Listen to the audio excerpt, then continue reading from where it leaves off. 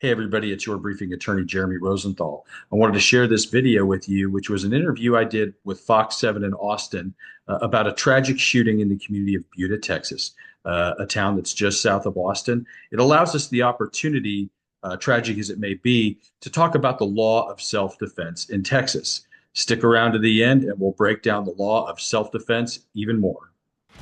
On your side, this is Fox 7 Austin News at 5.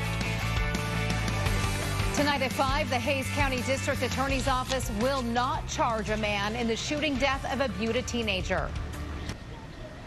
Good evening and thanks for joining us. I'm Rebecca Thomas. Mike Warren has the night off. We begin with new developments in the investigation into a gunfight caught on camera in Buda earlier this month. The Hays County DA says the man who shot and killed a 17-year-old will not be charged with murder because that shooting was justified as self-defense. Fox 7 Austin's Crime Watch reporter Meredith Aldis has the latest.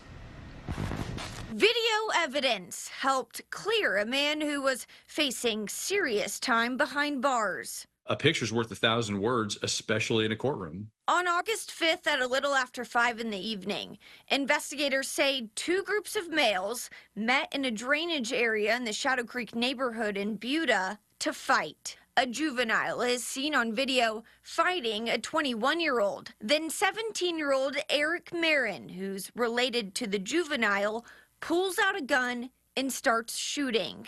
A juvenile from the other group returns fire. Then the 21-year-old grabs the gun and shoots Marin dead. That's just terrible that someone would get their life taken away at such a young age, being under the age of 18. It's just terrible in a calm neighborhood like this. I wouldn't expect that to happen. The Hays County District Attorney's Office says Marin was the first person to draw and fire a gun. They say they reviewed all the evidence and the shooting was justified as self-defense in defense of a third person. A grand jury agreed, and the 21-year-old will not be charged with murder. You are allowed to use deadly force to repel deadly force, and you are allowed to use deadly force whether or not it's directed at you or at a third person. The DA's office says the other juveniles involved may still face charges. The goal of the juvenile prosecutors of the justice system here would be to find some reason to bring these kids who probably could use some type of rehabilitative measure, bring them into the fold and get them the help that they probably need. Again, the case has been no-billed, meaning the 21-year-old does not face any charges right now. This case presented a really clear example of defense of a third party. In Texas, the law of self-defense kind of works like this. You have what's called force that can be used to repel any type of illegal contact. So if somebody is attacking you, touching you when you don't want to be touched, hurting you when you don't want to be hurt, the law allows you to use what's called force. That means you can potentially injure them.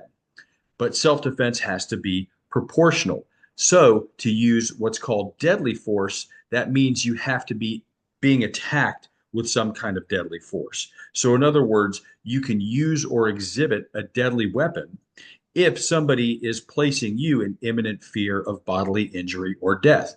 And in this case, it's transferable because you're allowed to use force to defend a third party or somebody else that's in danger. I hope this video is helpful in allowing you to understand how self-defense works in the state of Texas. If you'd like more content, please click like and subscribe.